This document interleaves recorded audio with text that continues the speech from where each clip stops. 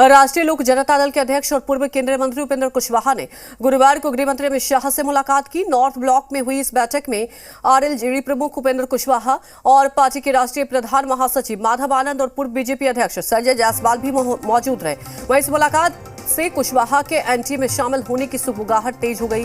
गृह मंत्री अमित शाह और कुशवाहा के बीच मुलाकात करीब 45 मिनट तक चली और जेडीयू छोड़ने के बाद से ही उपेंद्र कुशवाहा महागठबंधन पर हमलावर है। गुरुवार को गृह मंत्री शाह से हुई उनकी मुलाकात को 2024 के चुनाव से जोड़कर देखा जा रहा है। आपको बता दें कि जब इलाज के लिए उपेंद्र कुशवाहा एम्स में भर्ती हुए थे तब उनसे मिलने बीजेपी नेता और पूर्व विधायक प्रेम रंजन पटेल, बिहार बीजेपी के प्रवक्ता और पूर्व विधायक संजय टाइगर और बीजेपी नेता योगेंद्र पासवान पहुंचे थे। और नेताओं से मुलाकात के बाद वापस बिहार लौटने के बाद उपेंद्र कुशवाहा ने नीतीश कुमार के खिलाफ मोर्चा खोल दिया था। उपेंद्र कुशवाहा ने नीतीश कुमार पर आरजेडी के साथ हुई कथित डील को लेकर सवाल उठाए थे और इसके बाद वह जेडीयू से अलग हो गए और नई पार्टी आरएलजेडी बनाई थी। हालांकि मुलाकात के दौरान मौजूद रहे आरएलजेडी के राष्ट्रीय प्रधान महासचिव माधव आनंद ने कहा कि यह एक शिष्टाचार मुलाकात थी। तो दो तस्वीरें आपको दिखा दें। ये तस्वीरें देखिए, अमित शाह से मुलाकात हुई। पहली जो तस्वीरें हैं वो आपको बता दें कि ये तस्वीरें अब की है और ये पहले तस्वीरें जब बीमार हुए थे, देखिए तब से ही सुगबुगाहट होने लगी थी। बीजेपी नेताओं ने मुलाकात की थी। उसके बाद ही जब बिहार पहुंचे थे उपेंद्र कुशवाहा, उसके बाद उन्होंने मोर्चा खोल दिया था। लगातार नीतीश कुमार के खिलाफ उन्होंने आवाज बुलंद की। उसके बाद पार्टी से अलग हो गए और बड़ा सवाल यही उठा रहे थे कि महागठबंधन में जो डील हुई आखिर किन मुद्दों को लेकर डील हुई, इसे लेकर उन्होंने बार बार नीतीश कुमार को घेरा। उसके बाद अपनी अलग पार्टी बनाई और अब ये मुलाकात। और आपको बता दें कि ये जो मुलाकात हुई इसके तो साफ तौर पर देखिए कई मायने हैं। अमित शाह से मुलाकात हुई। बताया जा रहा है कि करीब 45 मिनट तक ये मुलाकात चली है और आने वाले वक्त के लिए, आने वाले चुनावी साल के लिए ये जो तस्वीर है ये बहुत कुछ इशारा कर रही है। राष्ट्रीय लोक जनता दल के निर्माण के बाद कल पहली बार आदरणीय गृह मंत्री जी से हम लोगों की शिष्टाचार मुलाकात हुई, जहां पार्टी के राष्ट्रीय अध्यक्ष उपेंद्र कुशवाहा जी, बीजेपी प्रदेश इकाई के पूर्व अध्यक्ष सह सांसद संजय जायसवाल जी और मैं भी मौजूद था। बातचीत काफी सकारात्मक हुई। बिहार की जो राजनीतिक परिस्थितियां हैं वर्तमान में और साथ ही साथ बिहार के विकास को लेकर जो आदरणीय प्रधानमंत्री जी और आदरणीय गृह मंत्री जी की जो योजनाएं हैं उस पर विस्तृत रूप से चर्चा हुई। आने वाले टाइम में और भी जो है सो मीटिंग होगी। काफी सकारात्मक मीटिंग रही और हम लोग काफी आशान्वित हैं कि बिहार के विकास के लिए केंद्र सरकार चिंतित है। वहीं अब इस मुलाकात के बाद सियासी पारा हाई हो गया। कई राजनीतिक दलों की प्रतिक्रियाएं भी आई हैं। आइए आपको सुनाते हैं। निश्चित रूप से माननीय उपेंद्र कुशवाहा जी एक बड़े नेता हैं बिहार के और माननीय यशस्वी गृह मंत्री अमित शाह जी से मुलाकात हुई है। साथ साथ डॉक्टर संजय जायसवाल जी जो पूर्व प्रदेश अध्यक्ष हैं भारतीय जनता पार्टी के, उनके साथ मुलाकात हुई है। निश्चित रूप से राजनीतिक बात और बिहार की राजनीतिक हालात पर चर्चा हुई होगी और अगर हम लोगों के साथ उपेंद्र कुशवाहा जी आते हैं तो हम लोग उनका स्वागत करेंगे। जम्मू कश्मीर के पुंछ में हमारे जवान शहीद हुए और वैसी स्थिति में देश के गृह मंत्री से रालोसपा या जो भी उनकी पार्टी का नामाकरण हो, उनके प्रमुख का भेंट होना, तो मुझे ऐसा लगता है कि निश्चित रूप से माननीय उपेंद्र कुशवाहा जी जिस सवाल को मजबूती से उठाए थे, राजनीतिक संदर्भ को चर्चा वो किया, वो जाने कि सम्राट अशोक को जो अपमानित करने की भाषा राष्ट्रीय स्वयंसेवक संघ के द्वारा जो किया गया था और जिसको पद्मश्री मिला था, तो हम समझते हैं कि जरूर उन्होंने गृह मंत्री अमित शाह जी से कहा होगा कि मेरा यह पूर्व शर्त है कि जिसने सम्राट अशोक का अपमान किया उसका पद्मश्री वापस ले लीजिए। इसके अलावा राजनीतिक संदर्भ तो एक ही लक्ष्य, एक ही उद्देश्य है कि माननीय नीतीश कुमार के खिलाफ राजनीतिक जुगलबंदी। हम लोग तो ये बात पहले से कह रहे थे कि आदरणीय उपेंद्र कुशवाहा जी की डील बीजेपी से हो गई है और बीजेपी के झांसे में फिर से वो फंस गए हैं। बीजेपी में एनडीए में वो पहले भी थे, एनडीए छोड़कर वो आए थे 2019 में, फिर से अब बीजेपी के गोद में जा बैठे हैं। बीजेपी भयभीत है 2024 में बिहार से खाता खुलेगा नहीं, इसलिए वो कई लोगों से डील कर रही है। इससे कोई फर्क नहीं पड़ने वाला है। जनता का दिल महागठबंधन नीतीश तेजस्वी की सरकार के साथ है। देखिए, उपेंद्र कुशवाहा जी से बिहार की राजनीति के सेहत पे कोई असर नहीं पड़ने वाला है। विधानसभा चुनाव लड़कर देख लिए हैं कि यहाँ पर उनकी जनता ने उनको नकार दिया है। अब वो अपनी बेरोजगारी को दूर करने के लिए अमित शाह जी से मिले हैं ताकि पुनः वो राजनीति में स्थापित हो सके। इससे कोई असर नहीं पड़ने वाला है। कोई असर नहीं पड़ने वाला है। वो तो खुद ही जगह तलाश रहे हैं जहाँ पे उनकी पहचान बरकरार रहे। ऐसा नहीं है कि क्षेत्रीय दलों ने अपना अस्तित्व नहीं कायम किया है, चाहे उपेंद्र कुशवाहा जी हों या और कई क्षेत्रीय दल हैं, छोटे दल हैं, उन्होंने भी अपना अस्तित्व कायम किया है। और भारतीय जनता पार्टी को अब अपना स्टैंड क्लियर करना चाहिए, जिससे कि ये समाज में ये मैसेज जाए कि कौन दल उनके साथ रहेंगे और कौन दल उनके साथ नहीं रहेंगे। ये अगर भारतीय जनता पार्टी समय करती है तो इसका लाभ मेरे समझ से निश्चित तौर पर ये लोकसभा चुनाव में भारतीय जनता पार्टी को मिलेगा। उपेंद्र कुशवाहा अपने समाज के बड़े नेता हैं, केंद्र में मंत्री रह चुके हैं और उन्हें पता है कि राजनीति में टाइमिंग की वैल्यू क्या है। उपेंद्र कुशवाहा अमित शाह जी से मिलते हैं, उनके साथ संजय जायसवाल मौजूद होते हैं, माधव आनंद मौजूद होते हैं। ऐसा नहीं है कि मुलाकात सिर्फ उपेंद्र कुशवाहा जी की हुई है।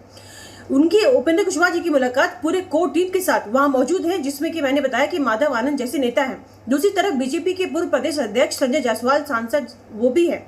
ये सामान्य नहीं है, तस्वीर बहुत कुछ बता जाती है जो इंसान घंटों बोलकर बता नहीं पाता है। इस बार तस्वीर ने बता दिया है कि बिहार की राजनीति में क्या चेंजेस आने वाले हैं।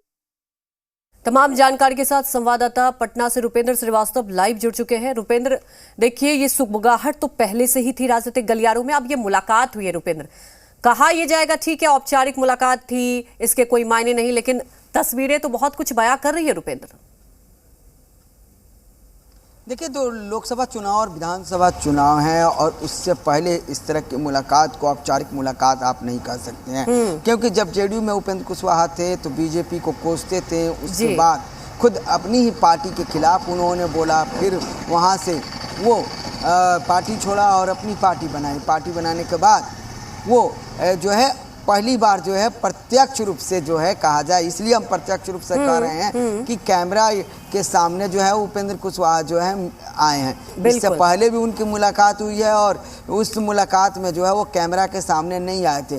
तो कोई ये जो मुलाकात है ये सियासी मुलाकात है। इस पर जो कोई अगर कुछ कह रहा है कि नहीं ये नॉर्मल मुलाकात है, तो वो नॉर्मल मुलाकात नहीं है, क्योंकि किसके साथ ये गए हुए थे, तो संजय जायसवाल के साथ गए हुए थे। जब इन्होंने जेडीयू को छोड़ा था तो संजय जायसवाल इनसे मुलाकात करने गए हुए थे। संजय जायसवाल के रीजन में जो है, जब वो प्रदेश अध्यक्ष थे तो बीजेपी और जेडीयू उस समय गठबंधन में थी। 39 सीट जो ये आपको 39 सीट जो है वो आपको गठबंधन ने जीता था और उस समय आपको रामविलास पासवान की भी पार्टी थी। तो एक बड़ा ये खेल जो हुआ था बिहार में बीजेपी का, तो उस तरह से जो है बीजेपी मजबूत बनना चाह रही है और यही कारण है कि संजय जायसवाल को इस काम में लगाया गया और संजय जायसवाल जो है अमित शाह से मुलाकात कराते हैं। अभी तो ये एक तरह से देखा जाए मुलाकात जो है सियासी मुलाकात है और आगे आने वाले दिन में जो है उपेंद्र कुशवाहा के बारे में बता दे तो वो लोकसभा चुनाव लड़ेंगे और एनडीए गठबंधन से जो है वो चुनाव लड़ेंगे। उसके अलावे उनके जो कई साथी होंगे, क्योंकि और जो उन्हें सीटें मिलेंगी उसमें जो है उनके जो पार्टी के लोग होंगे वो चुनाव लड़ेंगे। लेकिन आने वाले जो स्क्रिप्ट बीजेपी ने तैयार किया है वो स्क्रिप्ट में देखा जाए तो जीताराम मांझी भी देखिएगा कि कुछ दिनों में जीताराम मांझी भी जो है बीजेपी के पाले में होंगे, तो मुकेश सहनी भी जो है बीजेपी के पाले में होंगे। तो ये तमाम जो स्थितियां राजनीति को उभर रही हैं, तो धीरे धीरे जो है कहीं ना कहीं महागठबंधन से जो लोग हैं अब कट के जो है एनडीए की तरफ रुख कर रहे हैं। और यही कहा जाए कि इस राजनीति में पहली कड़ी जो जुड़ी है फिर उपेंद्र कुशवाहा की, जो अमित शाह से मुलाकात किए हैं और घंटों मुलाकात किए हैं, साथ में संजय जायसवाल रहे थे और उपेंद्र कुशवाहा के काफ़ी करीबी और बिहार में कहा जाए तो और दिल्ली में सक्रिय माधव आनंद जो है राजनीति में है वो भी मौजूद थे। तो ये तीनों लोगों की जिस तरह से मुलाकात हुई है, इसको लेकर जो देखा जाए बिहार की राजनीति में आगे जरूर कुछ जो है होने वाला है। बीजेपी जो है उपेंद्र कुशवाहा के जरिए गठबंधन में लेकर और उनके जो प्रदेश अध्यक्ष है सम्राट चौधरी जो कुशवाहा जाति से आते हैं, तो वो जो है कुशवाहा को वोट को जो है साधने का प्रयास जो है बीजेपी जरूर करेगी। जी बिल्कुल, बहुत बड़ा सवाल है, क्योंकि देखिए ये तो तय है, अगर कुशवाहा समाज की बात की जाए एक इम्पैक्ट है, आपने देखा है, और उसी इम्पैक्ट को साधने की कोशिश की जाएगी और तमाम उस समीकरण को साधने की कोशिश की जाएगी। रुपेंद्र, अगर बात की जाए, ये कोई पहली बार नहीं है जब उपेंद्र कुशवाहा एनडीए में गए हैं, इसके पहले भी कई बार नीतीश कुमार का साथ छोड़ चुके हैं। ये तो देखिए राजनीति में होते रहते हैं, लेकिन अगर रुपेंद्र समझे राजनीतिक हिसाब से, राजनीतिक समीकरण के हिसाब से, क्या लगता है आपको कितना इम्पैक्ट पड़ेगा आने वाले वक्त में अगर हम 2024 चुनावी साल की बात समझे तो?